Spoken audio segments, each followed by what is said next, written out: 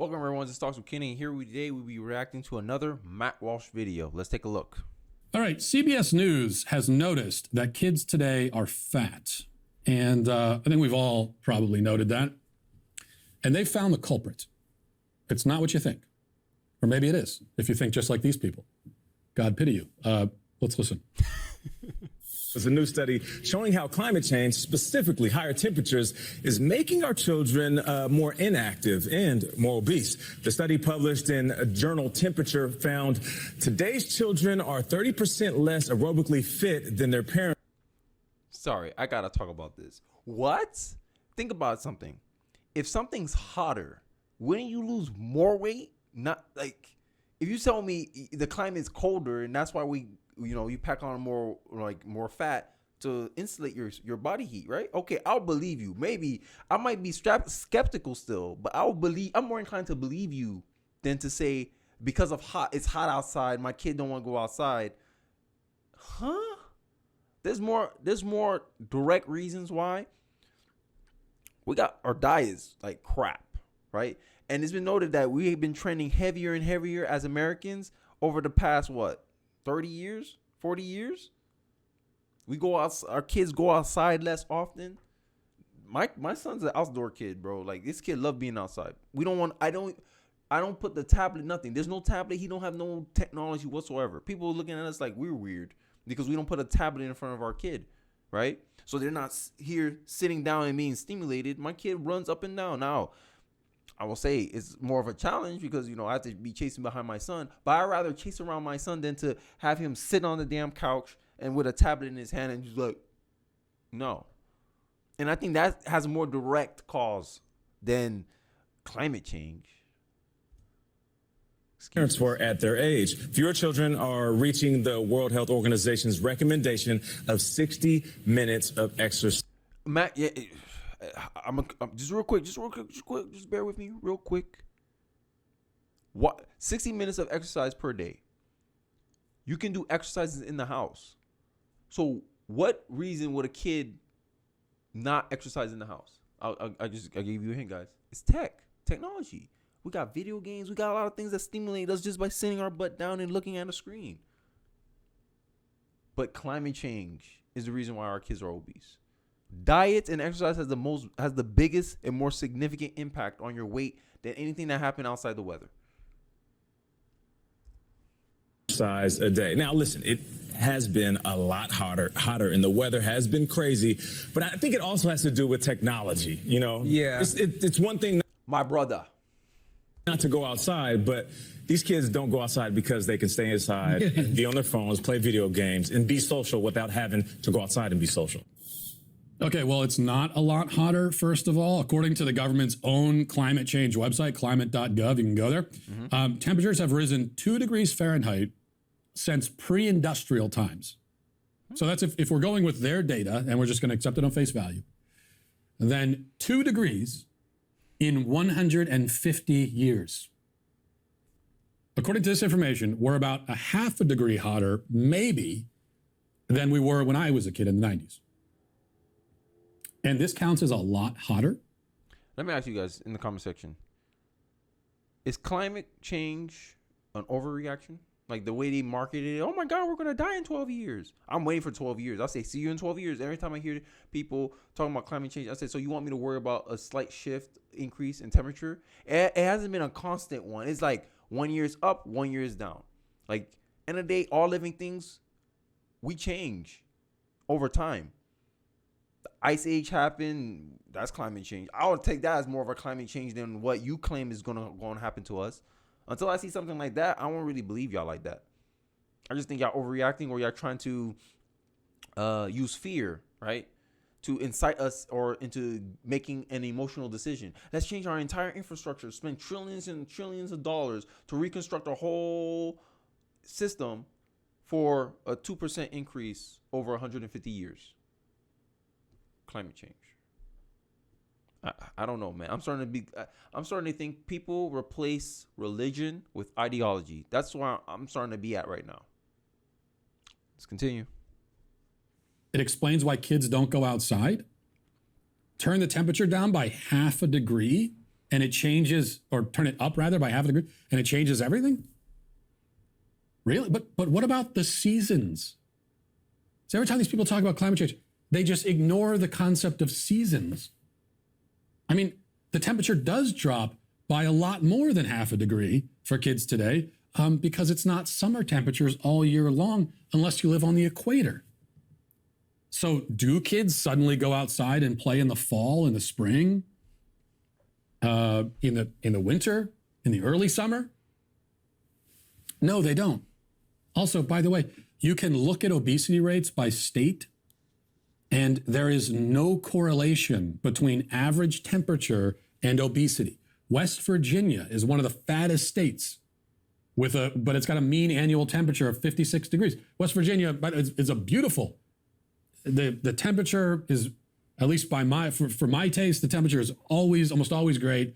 It's a beautiful place, a beautiful state to go and run around outside, and yet it's the second fattest state in the country. And this is how, like, I approach, I guess, life, not life in general, but how I approach statistics, right? If you say, oh, survey says this, I'm attributing this to climate change. I'm like, yo, that's an irrational thing, because, like Matt Walsh stated earlier, I put more beliefs in something I can observe than what someone tells me. You tell me, hey, people are getting fat because of climate change, and I go, so because it's hot outside, people are fat. Okay. Like he just articulated there with West Virginia, fattest state, degrees are like 58. So if you're saying your claim is because it's too hot outside, people ain't going outside, the coldest state in, I guess, the U.S., and they're the second fattest state in the United States. But people can't go outside because it's hot. Like that's what I'm talking about. Like statistics are only used to highlight an assumption. Once you know what the assumption is, you go, okay, does it really accurately prove the assumption, or I can explain the assumption with something else, and then it becomes debatable.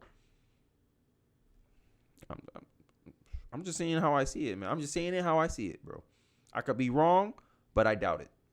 Florida is on average 20 degrees or more hotter, and yet it's one of the skinniest states. And this becomes even more, this lack of correlation becomes even more apparent when you look at it on a global scale. Okay, because there are a great many very hot, tropical, climates where people are not only not obese, but oftentimes famished, starving. Their ribs are poking out of their bodies. I don't know what he's talking about now. And why is that? Well, because this is about food. Mm-hmm. Okay, obesity is about food. It's about the food you put in your body. It's how many calories you put in your body versus how many you burn. That's where obesity comes from. That's it. That is the whole story of obesity. If you are obese, it is because you are taking in a lot more calories than you're burning. End of discussion. That's why in third world countries, they don't seem to have the fat gene, surprisingly. Why is that? Because they're not eating enough. Mm-hmm. And if you don't eat enough, then instead of being overweight, you're going to be very much underweight. Yeah, like obesity is just based on habits, right? You sit, eat, and you consume, right? You eat more than you burn, as Matt Walsh articulated in his segment. There's no way you'll lose weight, right? And some people are always trying to say, oh, I'm thick, I'm this. Look, I go by performance. If you can't perform athletically, to me, you're not fit. To me, you're not healthy, right? Y'all can be mad. I don't care. Like, I come from a sport background, and some people who claim they fit, I'm like, y'all not really fit. I'm out of shape. I haven't played basketball in a while, but I haven't worked out seriously in a while, and I know, like, me unconditioned, I'm still more fit than most people. And that's because most people are used to just being inside, staying inside, on their phone, playing video games, on their computer.